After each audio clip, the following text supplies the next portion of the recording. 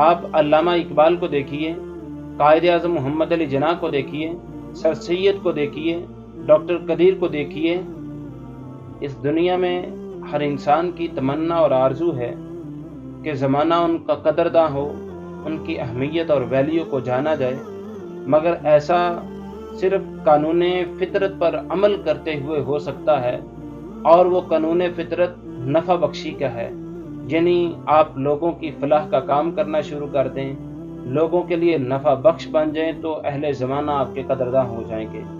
آپ سورج کو دیکھیے، وہ ہمیشہ دنیا کو یک طرفہ روشنی اور حرارت پہنچاتا ہے اور بدلے میں اہل دنیا سے کچھ بھی وصول نہیں کرتا۔ ہوا مسلسل طور پر حرکت میں رہتی ہے تاکہ زمین کے چاروں طرف رہنے والے جانداروں کو آکسیجن مہیا کر سکے۔ آپ ندیوں کو دیکھیں کہ وہ پہاڑوں سے نیچے اتر کر لوگوں کے لیے صاف اور شفاف پانی کا انتظام کرتی ہیں، اسی لیے ہم ان تمام نعائم فطرت کے قدرداں ہیں۔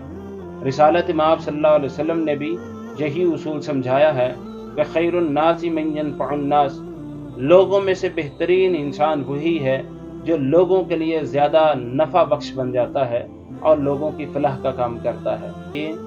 آپ علامہ اقبال کو دیکھیے، قائد اعظم محمد علی جناح کو دیکھیے، سر سید کو دیکھیے، ڈاکٹر قدیر کو دیکھیے، یہ عیدی کو اور ان طرح کی کئی اور شخصیات کو دیکھیے۔ ہم ان کے قدرداں کیوں ہیں؟ اس کی وجہ یہ ہے کہ انہوں نے اہل زمانہ کے لیے ہمیشہ نفع بخشی کا کام کیا، لوگوں کی فلاح کا کام کیا، تو ہم ان کے قدرداں ہیں۔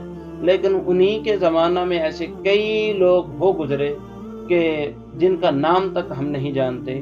اس کی وجہ کیا ہے کہ وہ اپنی ذات کے حصار سے باہر نہ نکل پائے اور لوگوں کی فلاح کا کام کوئی کر نہ پائے، تو زمانے نے بھی ان کو یکسر بھلا دیا۔